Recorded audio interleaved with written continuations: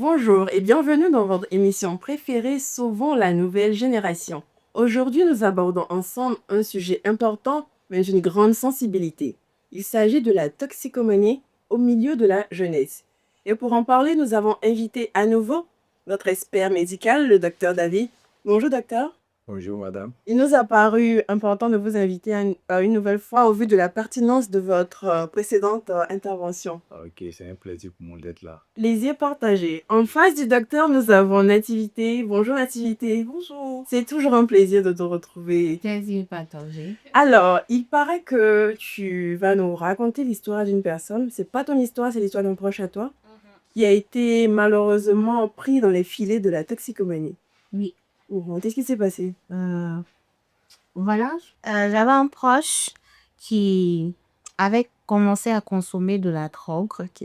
Voilà. Et au début, il disait qu'il en prenait juste pour pouvoir se booster, pour être performant.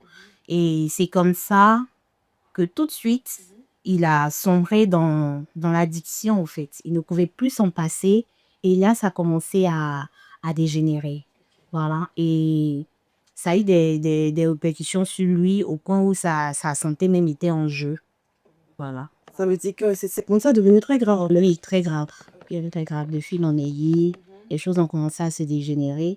Et c'est de lui qu'est partie ma motivation, au fait, d'être aujourd'hui archiviste. Parce que je l'ai vraiment aidé à sortir de là. D'accord. Voilà, je l'ai invité ensemble à suivre des thérapies, à voir des spécialistes. Et aujourd'hui, il va très bien. Très bien. Alors, au-delà des effets sur lui, très souvent on néglige cet aspect, mais il y a souvent des effets, des répercussions sur la famille parce que s'il s'agit par exemple d'un père de famille, il va démissionner en fait au niveau de ses responsabilités. Effectivement, parce qu'il est arrivé à une phase où je pourrais dire qu'il n'arrivait plus à avoir toutes ses facultés. Ok. Voilà ce qu'il a d'ailleurs répète son travail à cette époque. C'est-à-dire qu'il y a eu des répercussions physiques, mais aussi psychologiques. Effectivement. Ok.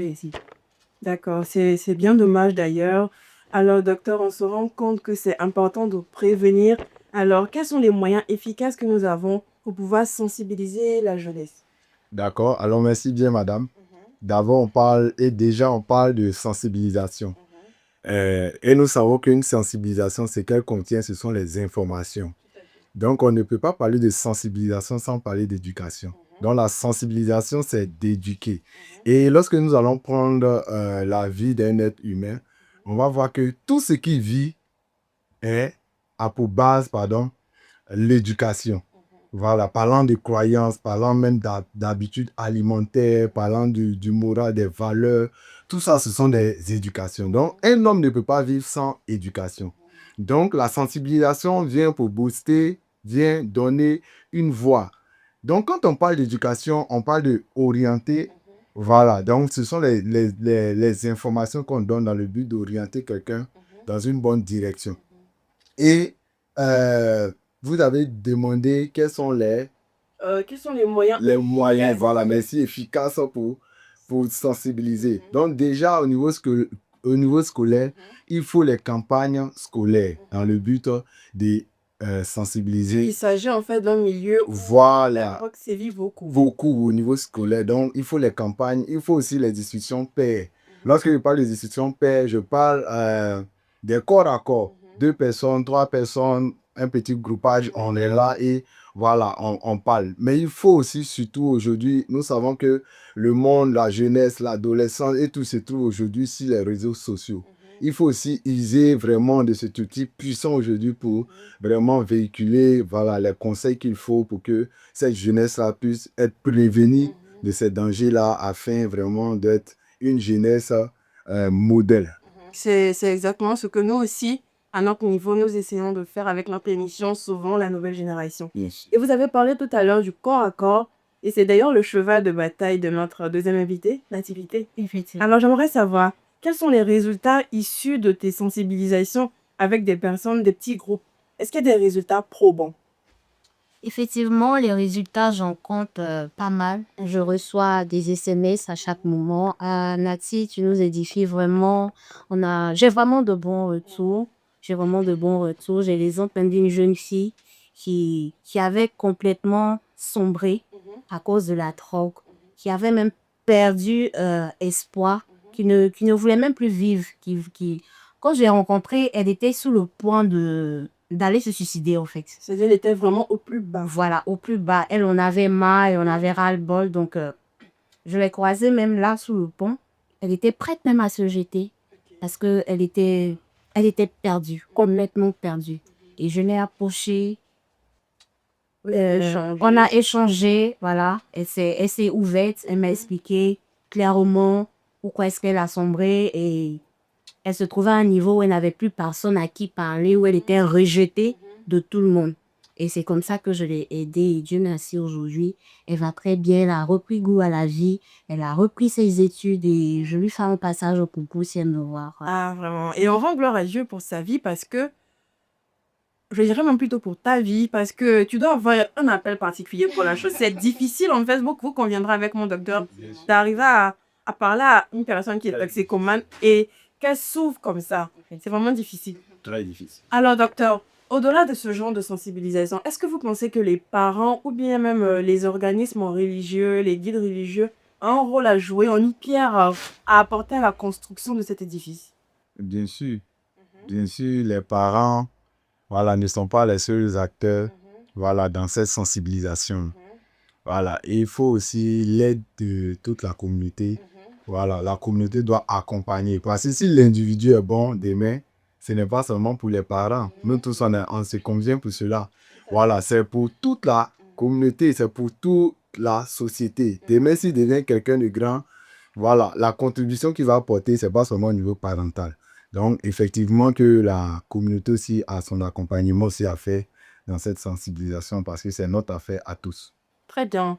Alors, à notre niveau, sans aucune transition, nous allons passer à la pause, histoire de suivre ensemble un élément vidéo pour faire un état des lieux dans nos villes.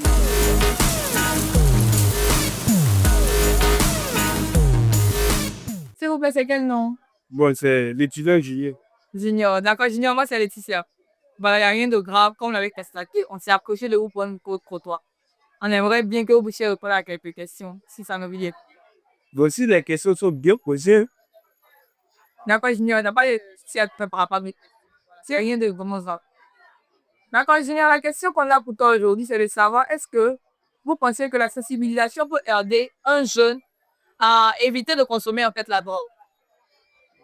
Oui, la sensibilisation peut aider un jeune à ne pas consommer de la drogue. Dans le cas où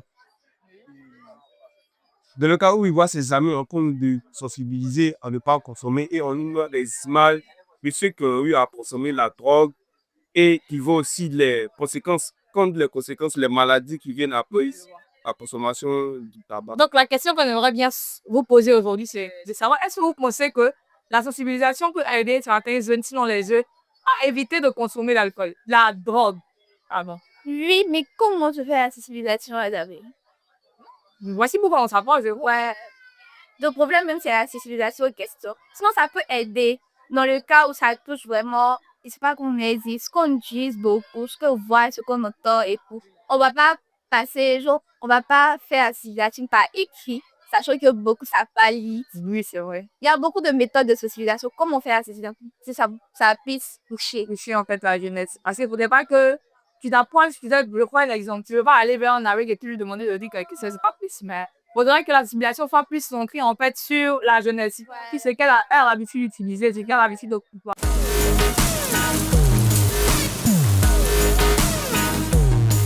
Nous sommes de retour sur notre plateau et au vu de ce que nous avons entendu dans le micro au trottoir, vous conviendrez avec moi que les campagnes de sensibilisation, franchement, c'est quelque chose c'est une chose sur laquelle on doit vraiment mettre l'accent. Vraiment. Alors, docteur, vous qui êtes vraiment, vraiment présent dans ce milieu, si aujourd'hui on voudrait organiser une bonne campagne de sensibilisation, comment s'y prendre? Comment organiser une bonne campagne?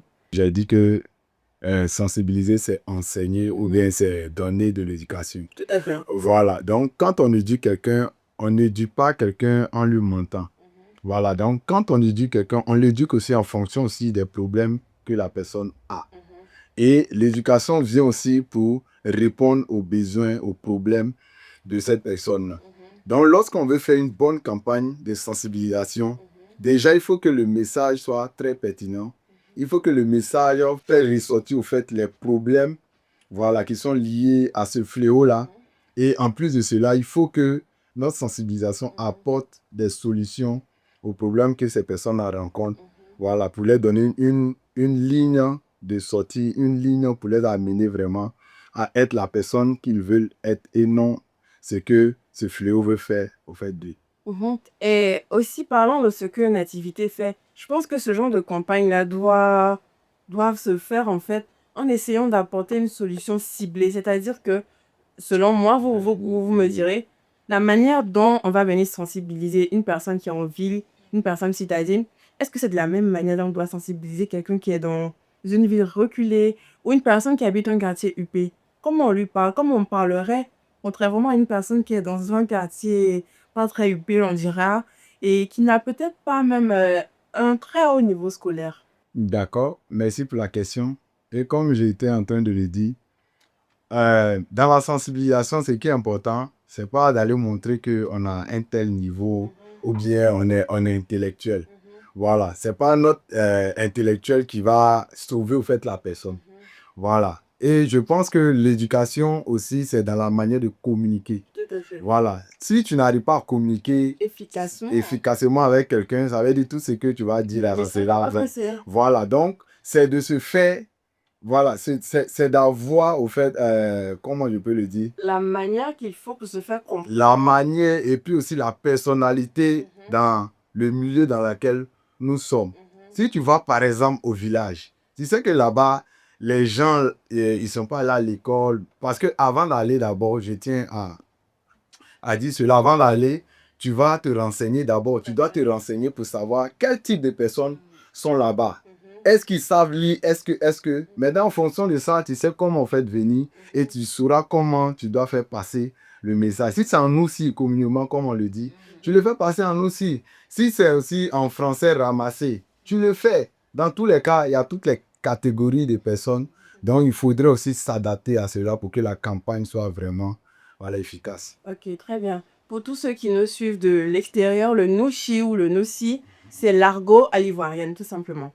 Alors, nous sommes vraiment en train d'approcher des dernières minutes de notre émission.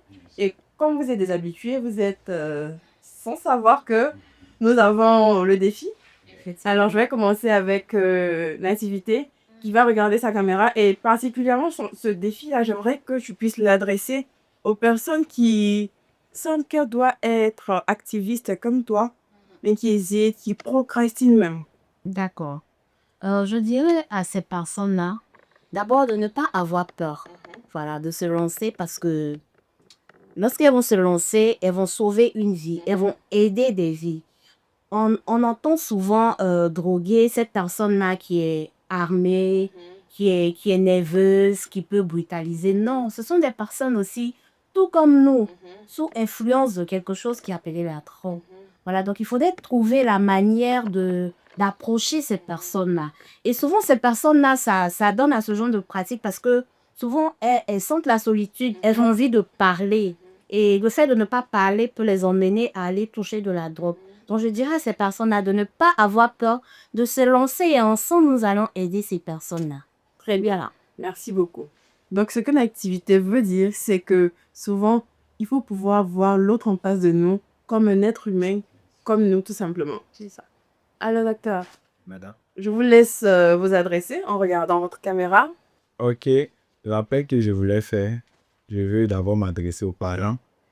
Voilà, comme je l'ai dit à l'émission précédente, vous savez, quand on parle d'un enfant, c'est quelqu'un qui a des parents. Et le parent, c'est la personne que Dieu a mis pour commencer, débuter, voilà, la sensibilisation. Voilà, la sensibilisation. Donc, chers parents, ne jette pas l'éponge. Parce qu'aujourd'hui, l'enfant peut être demain un problème aussi pour toi. Si tu ne le suis pas, si tu ne le conseilles pas, il peut être un problème pour toi. Donc, chers parents, communiquez avec vos enfants. Aimez vos enfants. Surtout, écoutez vos enfants. Le tout n'est pas de leur dire ce qu'ils doivent faire, mais asseyez-vous, écoutez aussi. Parce que s'il n'a pas quelqu'un à qui il peut tout dire, je pense qu'il il va l'exprimer dans sa manière de prendre au fait les substances dans le but de se sentir bien. Et aussi, je vais m'adresser à toute la communauté, à la société. Voilà, c'est chacun de nous en envoyant notre pierre que l'édifice, voilà, se bâtit. Que Dieu vous bénisse. Amen. Alors, je terminerai en citant ce passage des Saintes Écritures qui dit que un poursuivra 1000, mais deux poursuivront 10 000. Alors, rejoignez-nous dans cette lutte pour sauver la nouvelle génération en partageant et en likant cette émission parce que les conseils que nous y véhiculons ont un but curatif, mais aussi préventif. Merci de nous avoir suivis et rendez-vous dans un épisode de Sauvons la nouvelle génération.